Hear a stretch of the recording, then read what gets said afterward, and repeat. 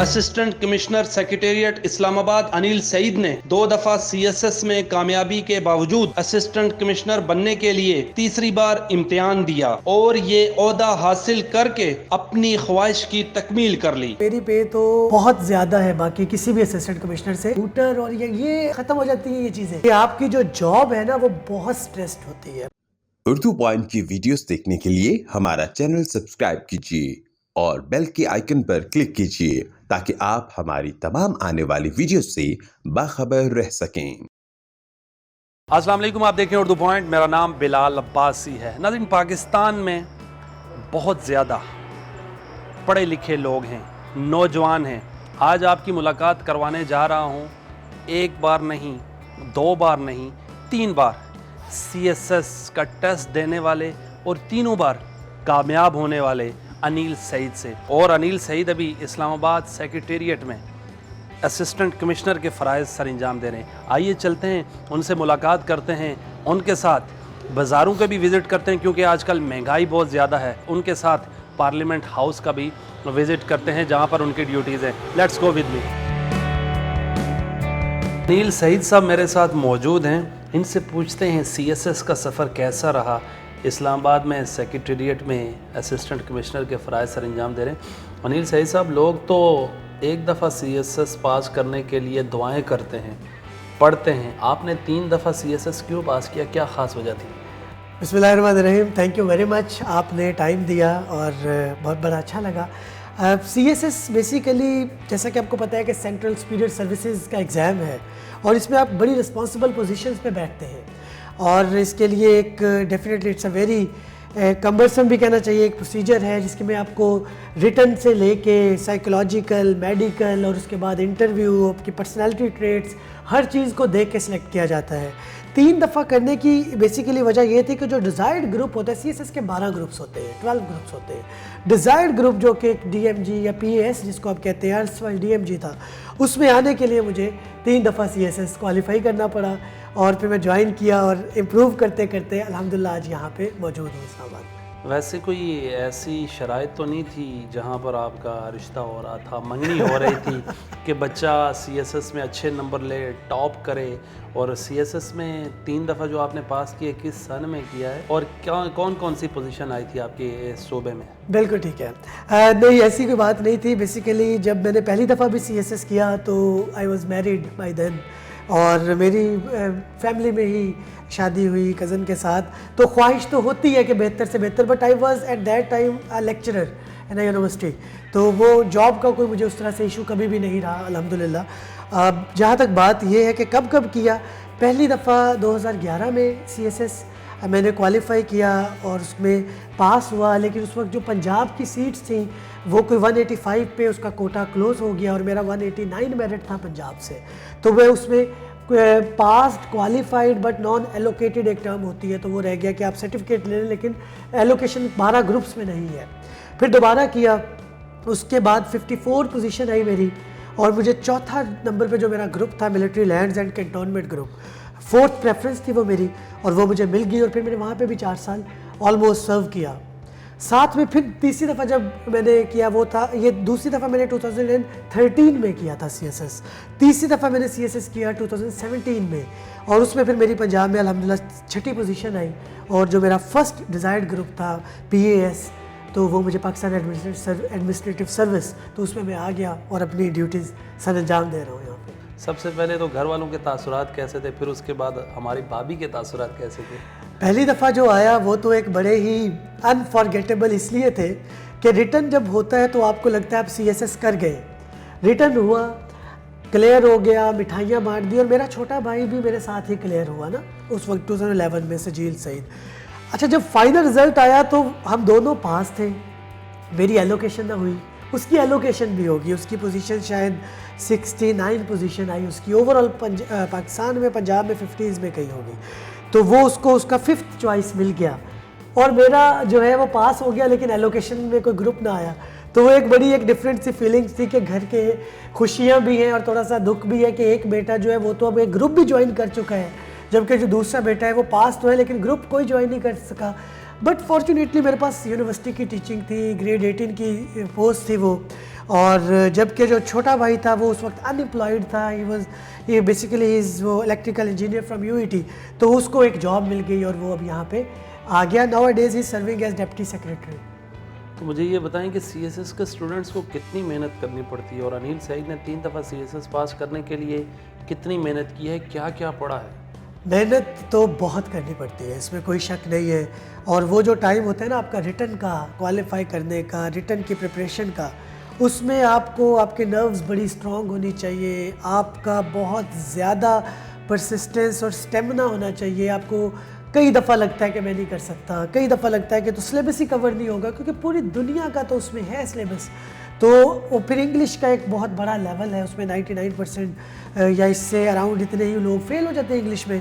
English के 2 papers और वो पहले ही मतलब दिन जो 2 एग्ज़ाम्स होते हैं, जो 2 पेपर्स होते हैं वो इंग्लिश के होते हैं। एक एसे का होता है, एक प्रेस और कॉम्प्रिहेंशन का होता है। तो वो अगर गलत हो जाए तो बाकी पेपर्स भी ख़राब हो जाते हैं। फिर सीएसएस में ये है कि अगर आप एक भी उसमें फेल हो गए किसी एक भी लेवल पे, तो आपको 0 से स्टार्ट करना होता है। एवरेज माइंड के लिए मैं बात कर रहा हूँ कि 6 से 8 महीने अगर आप डेली कोई इतने ही घंटे पढ़ लें, 6-7 आवर्स, तो बहुत है। Basically CSS is a style, life style. आपकी रीडिंग क्या है, आपकी हैबिट क्या है, आप कितना ज़्यादा इंग्लिश पे ग्रिप है आपकी एक्सप्रेशंस, डायरी राइटिंग आप करते हैं कि नहीं करते हैं, आप बुक्स कौन सी पढ़ते हैं, आप टीवी कौन सा देखते हैं, आप सीरीज़ कौन से देखते हैं, ये सारी चीज़ें मैटर करती हैं और ख़ुद ब खुद हो जाता है। और स्मार्ट स्टडी का भी एक रोल है इसमें। और अक्सर मॉक जो इंटरव्यू होता है बड़ा सख्त होता है, अक्सर लोग रह जाते हैं, उनके लिए क्या पैगाम है आपका? अब बिल्कुल ऐसा है, जो इंटरव्यू होता है वो बेसिकली अब जब आपका रिटर्न उनके सामने होता है कि आपको इतना नॉलेज है कि आप बेसिक पहला क्राइटेरिया कवर कर चुके हैं, फिर दूसरा क्राइटेरिया भी आप साइकोलॉजिकल और जो दूसरा होता है वो भी आप कवर कर चुके हैं, मेडिकली भी आप फिट हैं। अब आ जाता है इंटरव्यू। अब इंटरव्यू में उन्होंने ये देखना होता है कि कौन सी सीट के लिए आप मौजू हैं। आप क्या एक एडमिनिस्ट्रेटिव सर्विस करेंगे, क्या आप पुलिस सर्विस के लिए मौजू हैं, सूटेबल हैं, क्या आप रेवेन्यू सर्विसेज के लिए, ऑडिट सर्विसेज के लिए, रेलवेज़ के लिए, इंफॉर्मेशन, किस जगह पे आपको प्लेस करना है वो बड़ा इंपॉर्टेंट होता है। वहाँ पे वो फिर आपसे कमांड टास्क भी करवाते हैं आपकी पर्सन, और वो पूरी दुनिया से बेसिकली वहाँ पे वो आपकी नर्व्स चेक करते हैं। जो मैंने देखा है 3 दफ़ा इंटरव्यू अल्हम्दुलिल्लाह वाइवा क्लियर किया है, तो उसमें मैंने तीनों दफ़ा मेरे मार्क्स इंप्रूव होते गए। पहली दफ़ा बहुत कम थे, दूसरी दफ़ा अबव एवरेज आए और तीसरी दफ़ा तो टॉपर्स में आए। 218 और 208 इतने मार्क्स हैं जो बहुत अच्छे समझे जाते हैं। तो मुझे यही समझ आया कि पहली दफ़ा मेरा जो वो एक नर्वस ब्रेकडाउन करने की वो कोशिश करते हैं वो हो गया, दूसरी दफ़ा उसको संभाला, तीसरी दफ़ा बिल्कुल कॉन्फिडेंट था कि यार कोई बात नहीं, अब तो सीएसएस भी है पीछे, ऑलरेडी मैं सर्विस कर रहा था ना, तो वो ये चीज़ बड़ी काउंट करती है। वैसे सीएसएस वाले जो पास कर जाएं फिर जब ब्यूरोक्रेट बनते शशके तो हो ही जाते हैं, प्रोटोकॉल, होटर वाली गाड़ी। वैसे एक सीएसएस ऑफिसर की तनख्वाह कितनी होती है? मैं क्योंकि पहले सर्विस, वैसे तो ग्रेड 17 की एक जैसे ही ये बीपीएस है ना, बेसिक पे स्केल, तो जितनी होती है वो उतनी ही है। उसमें हमारे जो एक्स्ट्रा आपने जिसको शशके कहा वो ये है कि वो आपको गाड़ी, फ्यूल और ऑफिस, घर वगैरह तो खैर नहीं है इधर, तो इस्लामाबाद में बिल्कुल नहीं है, तो लेकिन ये है कि गाड़ी मिलती है, लेकिन उस गाड़ी का यूजेज बहुत ज़्यादा होता है। और ये जो आपको लगता है ना कि हूटर और ये आपको पहले 1 महीने में ख़त्म हो जाती हैं ये चीज़ें, और सिर्फ आपके माइंड पे, क्योंकि इसमें इतना स्ट्रेस है। सीएसएस को इतना मुश्किल करने की बहुत बड़ी वजह बिलाल साहब ये भी है कि आपकी जो जॉब है ना वो बहुत स्ट्रेस्ड होती है, बहुत स्ट्रेसफुल होती है। और जो असिस्टेंट कमिश्नर भर्ती होते हैं उनकी कितनी ये के पे होती है? अच्छा, अगर आप मेरी पे की बात करें तो मेरी पे तो बहुत ज़्यादा है बाकी किसी भी असिस्टेंट कमिश्नर से, क्योंकि मेरी कोई 7 से 8 साल सर्विस है यूनिवर्सिटी की, फिर उसके बाद मेरी 4 साल सर्विस है military lands and cantonment group की। तो आप देखिए कि 7 और 4 अगर 11 साल सर्विस के इंक्रीमेंट्स पे फिक्स हो जाती है ना गवर्नमेंट सर्विस में, तो वो मेरी सारी पे फिक्स हुई है, मेरी बेसिक बहुत ज़्यादा है, फिर उस पे जो इंक्रीमेंट्स लगते हैं तो मेरी पे अल्हम्दुलिल्लाह 6 डिजिट में ज़बरदस्त है।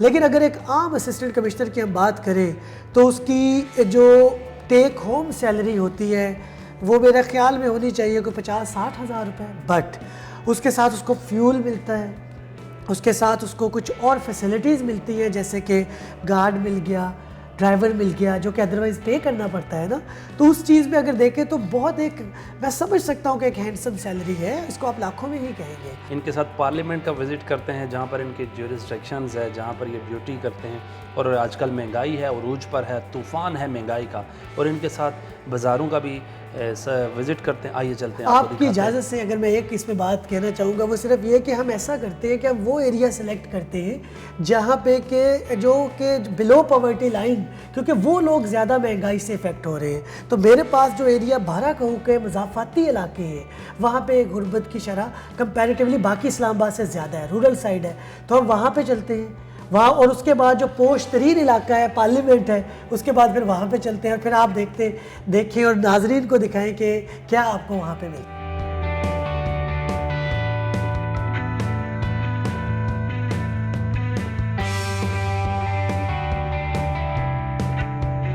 अनिल साहब, मुझे ये बताएं कि दुकानें वगैरह भी क्लोज करते हैं क्या, जो ज़्यादा डीसी रेट से ज़्यादा चीज़ें बेचते हैं, और कितने दिन का कुछ होता है क्राइटेरिया?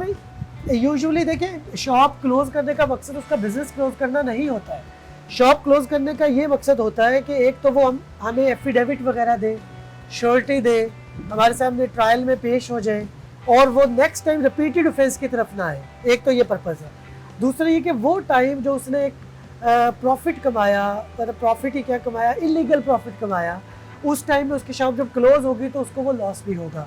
अगर प्लास्टिक के शॉपर्स को यूज़ करता है तो उस पर कितने एक चार्जेस का आप वो करते हैं चालान? एज पर जो उसका लॉ है वो उसमें इन्वायरमेंट प्रोटेक्शन एजेंसी और मिनिस्ट्री ऑफ क्लाइमेट चेंज की टीम्स हमारे साथ होती है। उसका मिनिमम फाइन 10,000 रुपीज़ होता है, जो कि बढ़ते हुए 1 लाख रुपए तक जाता है, और इसके अलावा जाहिर है कि उसकी इम्प्रिजनमेंट भी है।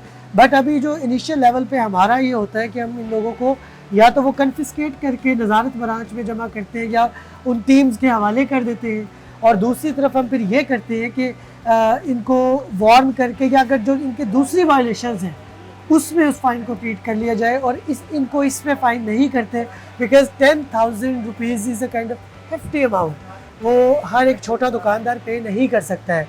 अलबत्ता जो होल सेलर्स हैं, मैन्युफैक्चरर्स हैं, उनको हम सील भी करते हैं, और उनको जो फ़ाइन थ्रू EPA टीम्स जो है 50-50 हज़ार लेके 1 लाख रुपए तक भी होता है। ये क्यों यूज़ कर रहे हो? ये तो मना है, और इसका तो मिनिमम फाइन 10,000 रुपए है, तो ये क्यों यूज़ कर रहे? फिर क्या रेट दिए? 50 रुपीज़ है, 53 है, तो इनका रेट तीनों बेहतर है, मतलब कम ही है गवर्नमेंट रेट से। चलो शाबाश, ठीक है, ऐसे करो उसको। हमने बाजारों का विजिट तो किया, पार्लियामेंट में भी आ गए हैं। वैसे पार्लियामेंट में क्या रूल्स रेगुलेशंस हैं, और 9 अप्रैल के हवाले से क्या कहना चाहेंगे हमारे सुनने वाले नाज़रीन को, क्योंकि आपकी यही ड्यूटी थी जब हम भी यहाँ मौजूद थे वोट ऑफ नो कॉन्फिडेंस वाले दिन। क्या क्या देखा आपने? इसमें मैं आपको ये बताना चाहूँगा कि बीइंग पार्ट ऑफ एडमिनिस्ट्रेशन और मैजिस्ट्रियल रोल, इनसाइड पार्लियामेंट हमारा रोल नहीं होता है। यहाँ पे सर्जेंट एट आर्म्स और उनकी अपनी सिक्योरिटी ही होती है, और यहाँ पे पार्लियामेंट के जुरिसडिक्शन के अंदर हम लोग उस तरह से एक्ट नहीं करते। हाउएवर जो बाहर वाली साइड है, वहाँ पे ट्रैफिक के फ़्लो को मेंटेन करना, वहाँ खुदा न खास्ता कोई लॉ एंड ऑर्डर सिचुएशन होती है, प्रोटेस्टर्स आते हैं, तो वहाँ पे उनसे निगोसिएशन करना, वो हमारा और पुलिस का एक जो है मुश्तरका एक रोल उसमें होता है। आए दिन रोज़ देखा जाता है कि लोग आगे जी पार्लियामेंट हाउस के बाहर एहतजाज करने के लिए सेक्रेटेरिएट के बाहर आ जाए, क्या क्या करते हैं? ये एक बड़ा एक ट्रिकी रोल होता है हमारा, और यहाँ पे वाकई आपकी बात सही है कि बजट के दिनों में जैसा कि एम्प्लॉइज़ जो थे, ऑल पाकिस्तान एम्प्लॉइज़ आ गए कि हमारी सैलरीज़ बढ़ाई जाए, डिस्पैरिटी अलाउंस ख़त्म वो हमें दिया जाए ताकि इक्वालिटी आ जाए पेज़ में। तो हमारा ये रोल होता है उस केस में कि हम उस लीडरशिप से, और जिन लोगों ने वो काम करना होता है, लाइक अगर इस्टेब्लिशमेंट डिवीज़न है, फाइनेंस डिवीज़न है, इंटीरियर है, जिससे भी वो मसला पर्टेन करता है, हम उसके दरमियान एक ब्रिज का रोल प्ले करते हैं। हम उधर से एक कमेटी बना लेते हैं 4-5 लोगों की, उनको अंदर ले जाते हैं, ऑनरेबल सेक्रेटरी साहिबान या एडिशनल सेक्रेटरी साहिबान जो भी अवेलेबल होते हैं, और उनके साथ मुज़ाकरात करवाते हैं। बाकी डिसीजन करना वो उनकी अपना प्रोग्रेटिव होता है, डिमांड्स करना प्रोटेस्टर्स का एक राइट होता है, और हमारा सिर्फ ये रोल होता है कि खुश असलूबी से मामला तय पा जाए।